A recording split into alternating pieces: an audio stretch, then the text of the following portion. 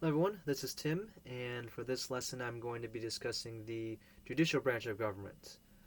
This includes all the courts in the United States, whether it be the local court that deals with your traffic tickets, the state courts, or the federal level courts, which is where I will be primarily focusing on.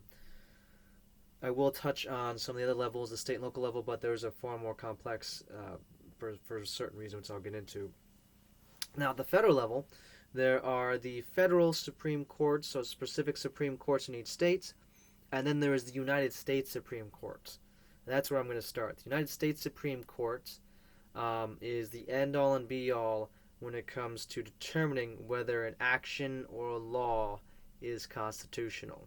Okay, so the the U.S. Supreme Court has nine. Is all the justices are appointed by the president, conferred by the Senate. Technically speaking, the number of justices is up to Congress to determine. There's been as few as six in history. However, nine has been the number since 1869. So nine justices, one chief justice, and eight associate justices. At that moment, our chief justice is John Roberts, and the associate justices are Clarence Thomas, Ruth Bader Ginsburg, who is probably the most famous of the group, Stephen Breyer, Sam Alito, Sonia Sotomayor, Elena Kagan, Neil Gorsuch, and the most recently appointed Justice Brett Kavanaugh. Now, federal judges can only be removed under very specific circumstances. They can retire or they can pass away, or they can be impeached by the House and convicted by the Senate, very similar to the president. Otherwise, these justices don't serve any fixed term. They pretty much go until they decide they don't want to anymore. Um, this is supposed to allow them to not have any sort of worry about pleasing the public. They don't have to worry about getting elected. They don't have to worry about people voting for them. And so supposedly this is to allow them to apply the law without political or electoral concerns. Now, the step down from that, the the state Supreme Courts, Congress establishes the federal courts and determines their jurisdiction. So New York State is the Supreme Court. Washington is the Supreme Court. California is the Supreme Court. However, in some cases, such as a dispute between multiple states, the Constitution does give the Supreme Court original jurisdiction, and Congress can't do anything about that. So that's right in the Constitution, and Congress is powerless to do anything about that. Now, these Supreme Courts only deal with actual cases and controversies. So somebody needs to be harmed, and this harm has to be at a countrywide level. So they're not going to be dealing with your parking tickets. They're not going to be dealing with the guy who broke into your house.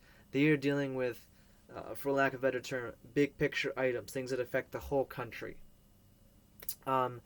They don't advise or offer opinions if whatever they say won't have any sort of practical effect. Okay? And what I mean by that is that they enjoy the sole power to interpret law. They determine if a law is constitutional or not, and also they apply it to individual cases. It rules the same with any action by any other entity. So, for example, the president and executive orders. They determine the president's actions are constitutional or not. So that is the primary goal of the Supreme Court, is to determine whether or not something is constitutional. Now, the U.S. Supreme Court's rulings are final, and all lower courts must apply those interpretations. So, for example, back in 2017, President Trump signed an executive order, the Protecting the Nation from Foreign Terrorist Entry into the United States order. Technically, there was two executive orders. The first one was overturned or rejected by the state Supreme Courts. The second one was also challenged and rejected by the state Supreme Courts. However, The U.S. Supreme Court looked at it, and then they reversed that decision. So let me repeat that again. So when the second executive order came through for this from President Trump, the state supreme, I believe it's Hawaii, state Supreme Court determined that this law was unconstitutional. So at that level. However, the next level up, the U.S. Supreme Court, they said actually it is, and they overturned the lower court's decision. So if the Supreme Court determines that something is constitutional that all the other courts determine is not, then whatever the U.S. Supreme Court says goes. So things trickle upward to the United States Supreme Court. So again, as I mentioned before, there's different levels of the court system, the judicial branch, just like there was for legislative or the executive branch. Your local level, you have your little town courts, your city courts. They deal with local crimes. They deal with traffic tickets. They deal with anything dealing with their specific jurisdiction. So Syracuse has a court that deals strictly with things that are dealing in Syracuse. Onondaga County has a court that deals strictly with things that deal in Onondaga County. There's also different courts at both the state and local level for specific functions. There's ones for divorce and marriage. There's one for family court, dealing with children. There's one for dealing with financial matters. And then there's the criminal courts. So there's different courts for each specific section on the state and local level. And that's why I kind of avoided getting into that just because there's so many.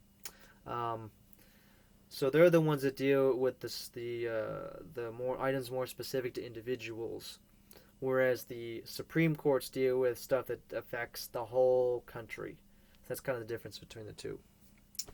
So anyways, I hope this lesson was helpful for you. This was talking about the judicial branch, and I hope to see you for my next lesson.